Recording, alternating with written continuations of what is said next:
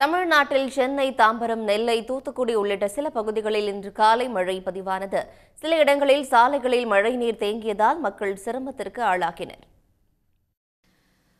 தென்மேற்கு வங்கக்கடல் மற்றும் அதனை ஒட்டிய தென்கிழக்கு வங்கக்கடல் பகுதிகளில் நிலவும் வளிமண்டல மேலடுக்கு சுழற்சி காரணமாக அடுத்த 7 நாட்களுக்கு மிதமான மழை பெய்யும் என்று சென்னை வானிலை ஆய்வு மையம் தெரிவித்திருந்தது. அதன்படி சென்னையில் இன்று காலை பட்டினப்பாக்கம், அடையாறு, எம்ஆர்சி நகர், கோடம்பாக்கம், நுங்கம்பாக்கம் போன்ற இடங்களில் மிதமான மழை பதிவானது. இதனால் காலை நேரத்தில் அலுவலகத்திற்கு சென்று கொண்டிருந்த வாகன ஓட்டிகள், வியாபாரிகள் சிரமத்திற்கு உள்ளாகினர்.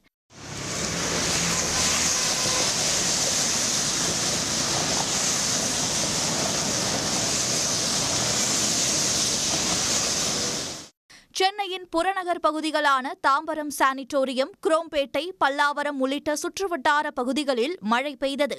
இதனால் தாழ்வான பகுதிகளில் மழைநீர் தேங்கியது. குரோம்பேட்டை பகுதியில் உள்ள ஜிஎஸ்டி சாலையில் மழை வெள்ளம் குளம் போன்று தேங்கியது. இதனால் சென்னையை நோக்கி சென்ற வாகனங்கள் சுமார் 2 கிலோமீட்டர் தூரத்திற்கு ஊர்ந்தபடி சென்றன.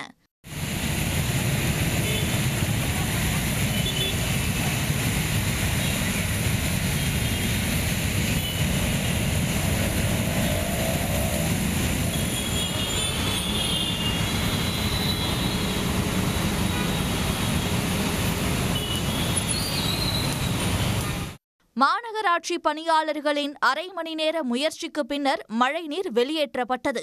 மறுபுறத்தில் ஆலந்தூர், மீனம்பாக்கம், திருசூலம், பல்லாவரம் மற்றும் அதன் சுற்றுவட்டார பகுதிகளிலும் கனமழை பெய்தது.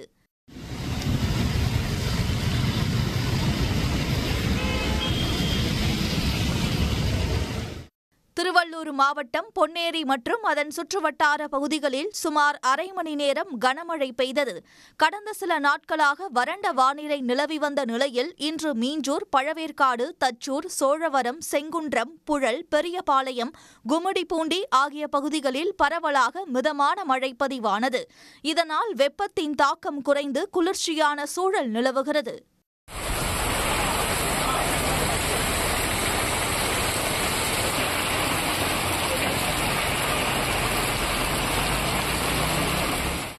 நெல்லை நகரம், வண்ணாரப்பேட்டை, பாளையங்கோட்டை, என்ஜிஓ காலனி மற்றும் அதன் சுற்றுவட்டார பகுதிகளில் சாரல் மழை பெய்தது. திருச்செந்தூர் மற்றும் அதன் சுற்றுவட்டார பகுதிகளான குமாரபுரம், காயல்பட்டினம், வீரபாண்டிப்பட்டினம், ஆறுமுகநேரி, ஆத்தூர் பகுதிகளில் மிதமான மழை பெய்தது. திருச்செந்தூரில் சாரல் மழையாக தொடங்கி கனமழையாக மாறியதால் முக்கிய சாலைகளில் மழைநீர் பாய்ந்தோடியது. முருகன் கோவிலுக்கு வந்த பக்தர்களுக்கு சிரமம் ஏற்பட்டது. திருச்செந்தூர் பகுதியில் மழைநீருடன் பாதாள சாக்கடை கழிவுநீரும் கலந்து ஓடியதால் நோய் தொற்று ஏற்படும் அபாயம் ஏற்பட்டுள்ளது. உடனுக்குடன் செய்திகளை தெரிந்து கொள்ள சன் நியூஸ் பெல் ஐகானை கிளிக் பண்ணுங்க.